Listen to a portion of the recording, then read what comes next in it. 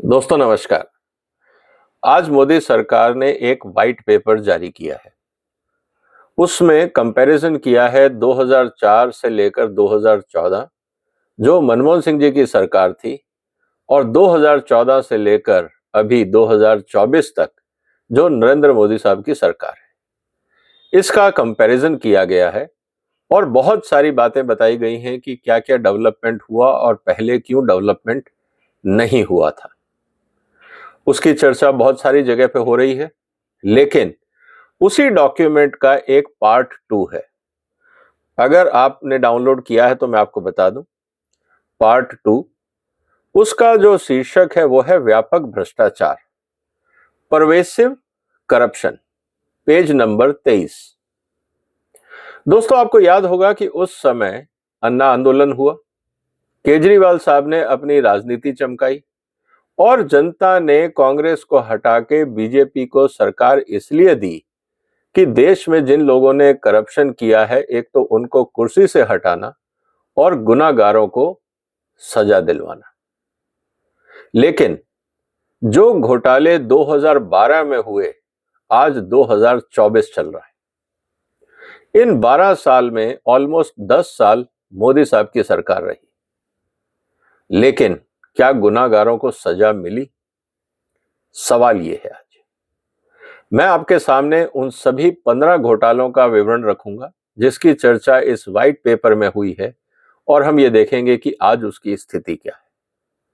और मोदी साहब से निवेदन है कि अगर 12 साल में भी हम अगर अपराधियों को सजा नहीं दिला सकते, और जिसके बारे में ये कहा जाता है कि जिन्होंने देश के धन को लूटा, सिर्फ केस फाइल करने से शायद देश की जनता की जरूरतें पूरी नहीं होंगी। इस देश में करप्शन शायद इसीलिए कम नहीं हो रहा है क्योंकि अगर जो करप्ट है या जिसने करप्शन किया है उसको पता है कि केस कई सालों तक चलेंगे, वो पूरी जिंदगी उस करप्शन के पैसे पे मजे करेगा और जब तक फैसला आएगा उसको शायद कोर्ट के सामने हाजिर होना इसलिए ना पड़े क्योंकि शायद वो दुनिया में भी ना हो।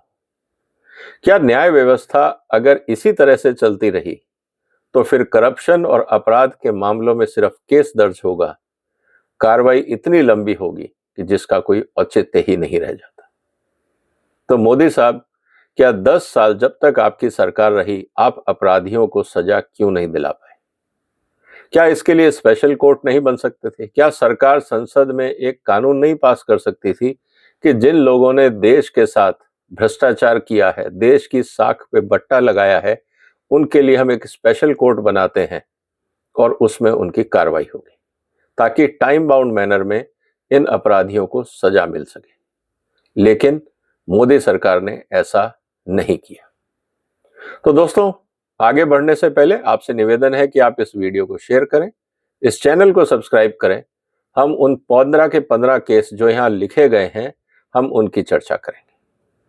सबसे पहले हम बात करते हैं कोल ब्लॉक एलोकेशन को लेकर। इसमें आपको पता है कि बहुत सारे लोगों को कोल ब्लॉक बांट दिए गए। जो कोयला है वो देश की संपदा है और लोगों को बिल्कुल ऐसे बांट दिए गए जैसे रिश्तेदारों में गिफ्ट्स बांटे जाते हैं। और उसका खामियाजा क्या हुआ? देश को करीब जो एस्टीमेट है सीएजी का 1.86 लाख करोड़, 1.86 लाख करोड़ का मतलब ये हुआ, आप समझ लीजिए कि ये बात है 2012 की। आज इसकी कीमत दुगनी या तीन गुनी हो गई होगी। इन्फ्लेशन जोड़ लीजिए, इंटरेस्ट जोड़ लीजिए, करीब 4 लाख करोड़ के आसपास का ये घपला अगर आज की डेट में अगर हम देखें तो आप समझ लीजिए कि कितना बड़ा घोटाला था। 2012 की बात थी। जब ये मुद्दा सुप्रीम कोर्ट में गया तो 204 जो एलोकेशन हुए थे उनको कैंसिल किया गया। फाइनल रिपोर्ट में 47 केसेस हुए, 10 केसेस अभी इन्वेस्टिगेशन हो रहे हैं। 14 लोगों को, अब आप समझिए 204 थे एलोकेशन, अभी तक मात्र 14 लोगों को कन्विक्शन दिया है ट्रायल कोर्ट में और वो लोग अभी अपील भी करेंगे। ये मुद्दा सुप्रीम कोर्ट तक जाएगा। Remaining cases are under trial. इसका मतलब 2012 में जो घपला हुआ इस देश के साथ, इस देश की संपदा को बंदर बाट की तरह लूटा गया या बांटा गया, उन अपराधियों पर अभी तक कोई कार्रवाई नहीं हुई। ये बात हमें गौर करनी है कि 10 साल मोदी साहब की सरकार थी, आज तक जो आपकी करप्शन की लड़ाई है वो लॉजिकल एंड तक नहीं पहुंची है।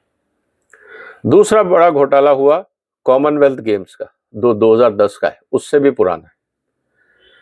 The event was marred by widespread corruption, mismanagement, financial irregularities in planning and execution of various projects related to games. Charge sheets were filed in 8 cases which are under trial in courts of Delhi. Chargesheet file हुई है, trials चल रही हैं, 14 साल हो गए, कब होगी सजा? और अभी तो ट्रायल कोर्ट में है। निश्चित रूप से वो अपराधी हाई कोर्ट जाएंगे, अगर वहां भी उनको फेवरेबल जजमेंट नहीं मिला सुप्रीम कोर्ट जाएंगे, मतलब 20 साल 25 साल अभी कुछ नहीं होना है। और जिन लोगों ने घोटाला किया था शायद वो इस दुनिया में नहीं बचे अपनी सजा पाने के लिए। जैसा कहा जाता है कि justice delayed is justice denied. जब आप वक्त पे न्याय ही नहीं कर सकते तो फिर न्याय का मजाक नहीं है तो और क्या है। 2G टेलीकॉम घोटाला, this involves a loss of 1.76 lakh crore of potential revenue to the government as estimated by CAG at the rates paid for 3G spectrum. The corruption cases are in the appellate court. मतलब यहाँ पे भी अपराधियों को अभी तक कोई सजा नहीं हुई है, इसमें भी करीब 12 साल से ऊपर हो गया। Saradha chit fund, this was a Ponzi scheme with diversion of funds for personal use and luring investments with the promise of high return. The scam unfolded in 2013 when the group collapsed, leaving millions of investors in financial distress. 2013, 11 साल हो गए, लेकिन इस पे Calcutta high court ने कार्रवाई करी, लोग जेल में हैं और ये कहा गया कि लोगों का पैसा वापस करवाया जाए। लेकिन उससे संबंधित जो पॉलिटिशियंस थे, जिन पे एलिगेशंस थे, आरोप थे, कंपनी के मालिक तो जेल में हैं, लेकिन जो पॉलिटिशियंस इन्वॉल्व थे वो अभी तक बाहर हैं। INX media case, this case involved money laundering and irregularities in foreign investment approval for the investment into A media company, it is under trial. इसमें चिदम्बरम साहब का भी नाम आया था और ये केस अभी तक चल रहा है। हालांकि थोड़े समय के लिए उनको जेल हुई, बेल पे बाहर हैं, लेकिन अभी तक ये ट्रायल्स चल रहे हैं, कंक्लूजन नहीं हुआ है। और जब तक कंक्लूजन नहीं होता तब तक आपको ये पता नहीं लगता कि अपराधी कौन है। तो ये मामला भी अभी लटका हुआ है। इसी से संबंधित एक और मुद्दा है एयरसेल मैक्सिस का। The case involved allegation of irregularities in approval of the foreign investments in telecom company and illegal gratification. The case is under trial. जो एयरसेल मैक्सिस का केस है ये भी अभी तक ट्रायल में है, इस पे भी अभी तक कोई निर्णय नहीं हुआ, इसको भी 12-15 साल हो गए। अंतरिक्ष Devas deal, irregularities and corruption in a satellite deal between Antriksh Corporation and the commercial arm of ISRO and the Devas Multimedia Private Limited, and irregularities in allocation of scarce S-band spectrum and wrongful gain to Devas Multimedia are the key elements of this case. The Supreme Court has confirmed the finding of fraud. Charge sheet for the criminal offences has been filed. लेकिन अभी तक सजा नहीं घोषित हुई कि कौन अपराधी था, किसको क्या हुआ। चार्जशीट हुई, ये भी पता लग गया कि घपला हुआ था, लेकिन अपराधी कौन है, किसको जेल जाना है, क्या सजा मिलेगी, ये अभी तक फाइनल नहीं हुआ है। Land for jobs, the case involving obtaining pecuniary advantages in the form of transfer of land or a property in lieu of appointment of a substitutes in Group D in different zones of railway. Investigation is underway. इसमें लालू प्रसाद यादव जी और उनका परिवार involve है। वो कब थे rail मंत्री? आज से 12 साल पहले। आज वो आलीशान बंगले में रह रहे हैं, प्रॉपर्टीज बना ली हैं, लेकिन केस जारी है। और उनकी जो हेल्थ कंडीशन है, मुझे नहीं लगता कि जब तक ये केस खत्म होंगे उनको कोई चिंता की बात है। तो इसीलिए ये अपने आप में एक मजाक बन जाता है जब इस तरह के डिले होते हैं। Allotment release of prime land in Panchkula and Gurugram, these are multiple cases related to release of prime land from acquisition in connivance with the private builders and allotment of industrial land to close associates. After investigation, charge sheets have been filed in trial courts. अभी यह मुद्दा trial court में चल रहा है। उसके बाद अभी तो वहां भी निर्णय नहीं आया है। इसके बाद ये मुद्दा जाएगा हाई कोर्ट में, क्योंकि अपील तो होगी और सबको पता है अपील करने का फायदा ये है कि आपको कई साल और मोहलत मिल जाती है सजा से बाहर रहने की। फिर हाई कोर्ट होगा, फिर मुद्दा सुप्रीम कोर्ट जाएगा, यानी कि मोदी साहब का शायद तीसरा टर्म भी पूरा हो जाए, तब तक शायद इनके फैसले नहीं आएंगे। J&K Cricket Association, the cases involve misappropriation of nearly 44 crores by opening bogus bank accounts. After investigation, charge sheet has filed. कौन अपराधी है, किसको सजा मिली, अभी तक इसका कोई नहीं। इसको भी 12 साल से ऊपर हो गया है।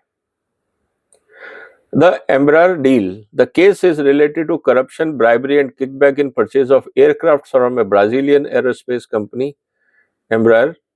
After investigation, charge sheet has been filed and the case is pending in trial court. मतलब अभी वहां केस चलना बाकी है। ट्रायल कोर्ट टाइम लेगा, फिर हाई कोर्ट, फिर सुप्रीम कोर्ट। मोदी साहब का तीसरा टर्म भी निकल जाएगा, लेकिन अपराधियों को कुछ नहीं होगा। Basic trainer aircraft. The case involves corruption in procurement of 75 basic trainer aircraft for Indian Air Force in 2009. 2009 में ये घपला हुआ था, आज 2024 आ गया, 15 साल हो गए, कुछ नहीं हुआ। Hawk aircraft purchase. The case involves payment of bribery to unknown officers of Ministry of Defence during the period of 2003 to 2012. In procurement of Hawk aircraft from Messrs Rolls-Royce, UK, the case is under investigation. 2003 से लेकर 2012 तक, मतलब 20 साल हो गए, 10 से 20 साल हो गए, इन्वेस्टिगेशन जारी है। कब होगा कंक्लूजन, किसी को नहीं पता। कितने अपराधी जिंदा होंगे, ये भी किसी को नहीं पता। Adarsh Housing Society scam. This case involves irregularities in allotment of apartment in a defense land project. It is at the trial stage.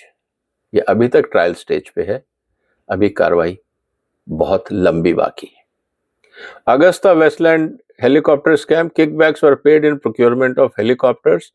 इसमें से 1-2 लोगों को शायद जेल हुई है, कुछ लोग बेल पे बाहर हैं। दोस्तों, कुल मिला के बात इतनी सी है कि पिछले 10 साल में जब मोदी साहब बोलते हैं कि उनकी लड़ाई करप्शन के खिलाफ है, तो करप्शन के खिलाफ है या करप्ट लोगों के खिलाफ है? अगर आप सिर्फ करप्शन को उजागर कर देते हो तो लड़ाई पूरी नहीं होती। करप्शन के अंदर इन्वॉल्व जो लोग हैं, जब तक उनको सजा नहीं मिलेगी, हिंदुस्तान की जनता को आपके सिस्टम पे, आपके प्रोसेस पे भरोसा नहीं होगा। और यही कारण है कि करप्ट लोग काम करते रहते हैं। और शायद यही कारण है कि 2014 में केजरीवाल साहब एंटी करप्शन की बात करते थे, 2024 आते आते वो उसी में सम्मिलित हो गए। उनको भी पता है कि शायद अगले 20 साल उनके केस चलेंगे और उनका कोई कुछ नहीं बिगाड़ पाएगा। तो जो करप्शन है, जो फाइट अगेंस्ट करप्शन है, जब तक आप करप्ट लोगों को टाइम पे सजा नहीं दिलाएंगे मोदी साहब, तब तक मुझे नहीं लगता कि जो मुहिम आपने छेड़ी है कि मैं ना खाऊंगा ना खाने दूंगा, वो मुहिम सक्सेसफुल होगी। आप केस फाइल कर देंगे, लेकिन अंदर से सिस्टम करप्ट है।